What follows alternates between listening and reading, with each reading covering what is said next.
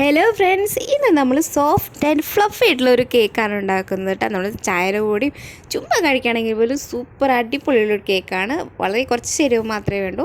ആദ്യം നമ്മളൊരു മിക്സിയുടെ ജാറിലേക്ക് 2 മുട്ടയിടുക. ഈ സ്പൂണിലാണ് നമ്മൾ എല്ലാ പരിപാടിയും ചെയ്യുന്നത്.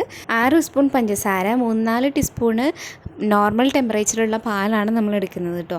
അപ്പോൾ അത് കുറച്ചായിട്ട് ഒഴിച്ചു കൊടുത്തിട്ട് നല്ലോണം ബീറ്റ് ചെയ്തെടുക്കണം.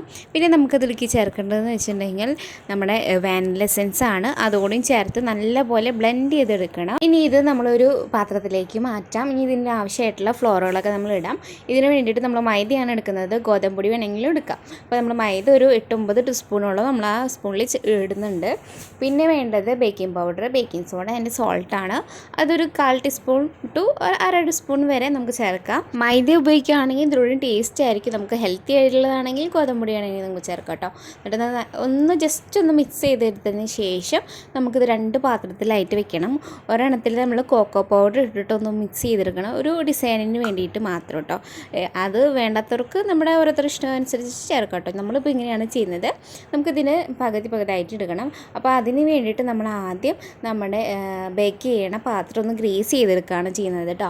ഇതിന് നമ്മൾ ബട്ടറാണ് ഉപയോഗിച്ചത്. ബട്ടറൊക്കെ നല്ല പോലെ ഒന്ന് ഗ്രീസ് ചെയ്തെടുക്കുക.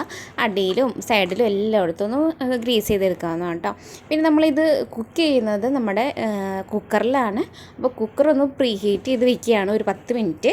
ഇപ്പോൾ നമ്മൾ 2 പാത്രത്തിലാക്കി വെച്ചിട്ടുണ്ട്. ഇനി അതിലേക്ക് 1 സ്പൂൺ കോക്കോ പൗഡറും 1 ടീസ്പൂൺ തന്നെ പാലും ചേർക്കാണ് കേട്ടോ. നോർമൽ ടെമ്പറേച്ചർ വെച്ചിട്ടുള്ള പാല്, അതും കൂടി മിക്സ് ചെയ്തെടുക്കുക. ഇനി നമുക്ക് സെറ്റ് ചെയ്യാം കേട്ടോ.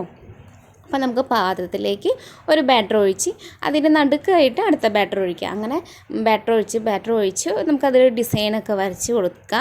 അപ്പോൾ അടിപൊളിയായിരിക്കും. ഈ കേക്ക് പൊങ്ങി വരുമ്പോൾ കാണാൻ നല്ല ഭംഗിയുണ്ടായിരിക്കും കേട്ടോ. അപ്പോൾ നമ്മുടെ കേക്കൊക്കെ ഒരു 45 മിനിറ്റ് എടുത്തിട്ടുണ്ട് കേട്ടോ ബേക്ക് ചെയ്ത് കിട്ടാനായിട്ട്. നല്ലപോലെ പൊങ്ങിയൊക്കെ വന്നിട്ടുണ്ട്. പിന്നെ ഞാനിതിൽ മിസ്റ്റേക്ക് വരുത്തിയെന്ന് വെച്ചാൽ ഞാൻ ബബിൾസ് കളയാനായിട്ട് വിട്ടുപോയി. അതാണ് ഫ്രണ്ടിൽ ഇങ്ങനെ ബബിൾസ് പോലെ കിടക്കുന്നത് കേട്ടോ. അത് നിങ്ങൾ വരുത്താതിരിക്കുക. ബബിൾസൊക്കെ ഒന്ന് തട്ടിയ ശേഷം ബേക്ക് ചെയ്യാൻ വയ്ക്കുക. നോക്കുമ്പോൾ നല്ല സോഫ്റ്റ് ആണ് കേട്ടോ. അടിപൊളി നന്നായി കുക്കായിട്ടൊക്കെ വന്നിട്ടുണ്ട്. നല്ല അടിപൊളി ടേസ്റ്റാണ്. എല്ലാവർക്കും ഇഷ്ടപ്പെടും. കുട്ടികൾക്കും എല്ലാവർക്കും ഒന്ന് ട്രൈ ചെയ്ത് കൊടുത്തൊക്കെ. വളരെ കുറച്ച് ഇൻഗ്രീഡിയൻസ് മാത്രമേ ഉള്ളൂ ഇത് ഉപയോഗിച്ചിട്ട് നമ്മൾ ഉണ്ടാക്കിയിട്ടുള്ളത്. അപ്പോൾ ഇതുപോലത്തെ വീഡിയോസിനായിട്ട് നമ്മുടെ ചാനൽ മറക്കാതെ സബ്സ്ക്രൈബ് ചെയ്യുക, ലൈക്ക് ചെയ്യുക, ഷെയർ ചെയ്യുക. അപ്പോൾ കൂട്ടുകാർക്ക് എല്ലാവർക്കും ഒന്ന് അയച്ചു കൊടുത്ത് നമ്മൾ സപ്പോർട്ട് ചെയ്യുക കേട്ടോ. വീഡിയോ ഫുള്ളായി കണ്ടിട്ട് എല്ലാവർക്കും ഇഷ്ടപ്പെടുന്നുണ്ടെങ്കിൽ ലൈക്ക് ചെയ്യുക. അടുത്തൊരു വീഡിയോ ആയിട്ട് നമ്മൾ വീണ്ടും വരുന്നതായിരിക്കും. ബൈ.